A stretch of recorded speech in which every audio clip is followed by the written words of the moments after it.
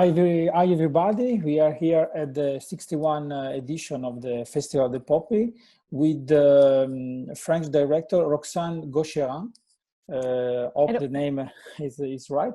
Director of the film PYRALE, who is in international competition of the festival, a middle-length feature film. The film PYRALE is a story about an invasion of moths in Drôme, Ardèche, two regions of the south of the France, in 2016, 2017, I suppose. Then we'll ask better to Roxanne. And at the same time is the sort of coming of age story, which recounts the story of a friendship between two girls. It's a very strange and visual documentary, an observational documentary, at the same time a sort of hyper-realistic style, which gives the film a strange allure of a genre film, a genre movie inside the landscape of the south of France. I'd like to start with this conversation with Roxanne from the beginning, from the moment when you knew about this invasion of moths. That is incredible. You use the fan footage from YouTube or from the internet, and it is absolutely incredible to watch all these moths who cover the landscape, the image, everything. So, and how did you know about that, and when did you decide to shoot a film about this event? I've heard about it through my mom, who still lives here in Drôme. I live in Brussels, and she was talking about this weird butterfly she didn't know about, and I felt like something was disappearing, as it was eating the box tree that is one of the most important tree in the area. Like it's on the mountains, it's everywhere. So I felt that something was disappearing, and I felt that something a bit magical was happening. It looked surreal because it was like a snow in summer. So I always wanted to film where I come from, this countryside that is sort of disappearing, and it looked like a good subject to link everything that I wanted to have in a movie, like environmental issues, my family, LGBT representations and love stories. So everything was kind of clicked together when my mom told me about that. So, and also I saw this amazing film called Flores, which is a movie about an Hortensia hydrangeas invasion in Portugal. Mm-hmm. And I was okay. It looks the same of what I feel, so I should do that. Okay. Thank you. The most evident aspect of your film is this two balance between these two elements: documentary on one side and fiction on the other. But at the same time, there is a strong metaphorical aspect between the condition of the landscape and the two girls. This idea of the moth. And at the same time, the young girls who are growing up, and they are in a sort of way moth too. So I'd like to ask you, how did you build this double structure in the film? Yeah. So I was I had to, for the first scouting, I was still at school, and it was like my thesis subject, this scouting with director Sophie Bruno, and I tried to find every metaphor possible through this spectacular event. So the first one was the metamorphosis and the coming of age story. Also, you had this interrogation about environment and commercial échange that affects the people and the countryside. a lot. So there was a lot of things. There was also this those kids that I met who were just like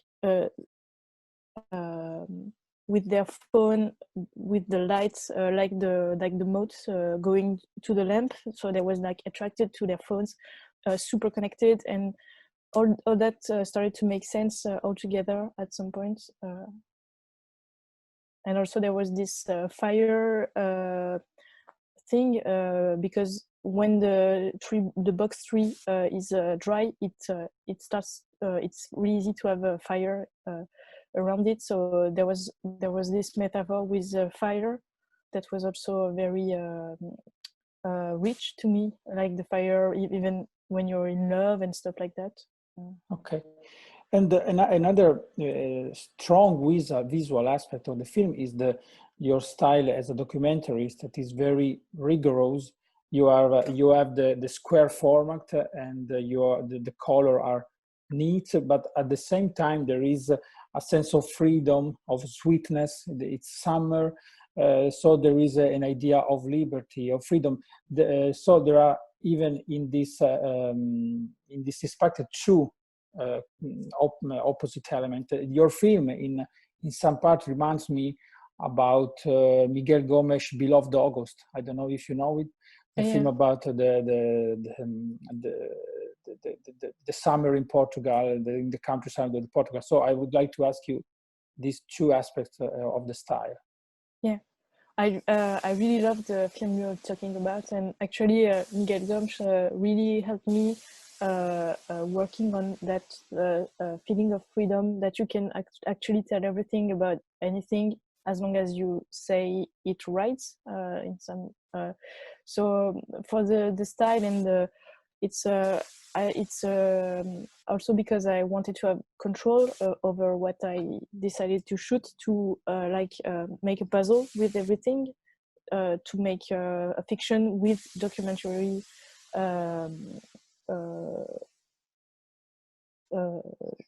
things. So I had to be precise to create what is out of frame, what is magical and what is not real.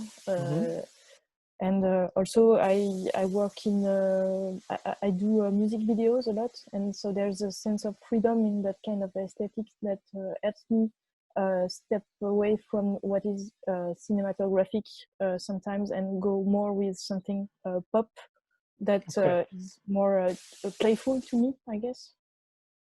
And there is also this pop element, of course, with the color that are very, very hyperrealistic, the red, the blues, and it's like if a film from A Pitch at Pongere at Cool meets, I don't know, Leo Carax in a way. It's this is a very pop and interesting element in your film. Are these also the inspiration from you, this cinema? Yeah, sure. I've always really loved Leo Carax, especially his early movies, and his sense of freedom and his sense of style. And it's lyrical when he decides to shoot something. It's never the way we think it's gonna be. And I really loved his colors and stuff like that. So with the DOP, there were two DOPs there, Edwige Moreau and Raymond Gaffier, and we always work together. And it's even in the music videos. So I guess we are always trying to step away from realism to create strong feelings with. And also to be playful and to have some kind of seduction. I think with I think it's playful to create something dreamy and not so real sometimes, even more if you're doing a documentary. Okay, and how did you work with the two girls?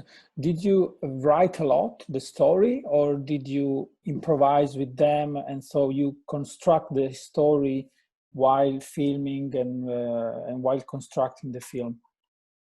I knew Lou from a long time because she's my best friend's little sister. So we talked a lot, and we met the first year in 2017, and I tried to stay close to her. Then the next year we mixed our experiences together to create something fictional, but based on the two of us, on what we share. And Flavie, who plays Sam, is her best friend, and so we tried to create something that is close to them, but also invented, like they're not together in the real life, but it's very close from their characters, from who they are. And we just picked things that were relevant of our experience growing up in a small town in countryside, I guess. Okay, last question. You were talking about the countryside, the landscape. You tell us that this is the country of your mother. So I think this country of your childhood, it's like a sort of touristic image of the south of France. So I would like to know from you, how do you treat this idealistic idea of France, and then you try to change, because the invasion of the moth changes it. So how did you work with the landscape, the memory of the landscape, and also this idea of a touristic and cartoonesque aspect of landscape, which is completely destroyed by the moths, but at the same time it's revitalized by cinema. How did you work with that? I think I wanted to film those places where you go that are not very touristic when you live there. So it's when you grow up, you find like a parking lot and it's where you go with your friends and you stay when you're a teenager in the countryside. It's like nowhere, so we kind of have a special relationship with the very basic places. So I wanted to go back there, and also I went where Lou told me she was going, and also we just went where the moths were actually attacking. So that's what guided us. So most of the time I rediscovered places I knew before, but I didn't pay attention of it that much, because I think it's when something is disappearing that you start to see it for real, and you start to look at it when it's actually going and fading. So yeah, that's and we didn't want to be too much of a postal card, like so we tried to add something a bit strange, a bit scary sometimes, with the darkness, and or a bit fantastic, but not being in such a classic Provence representations. But we spent a lot of time on the road, just going where the moths were actually. Okay, thank you very much, Roxanne, and congratulations for the film. Thank you very much. Thank you for your kindness and for your answers to our question. Yes, thank you. Bye bye. Bye. Good luck for everything. Bye bye. Yeah, thanks to the festival. Thank you very much. Ciao.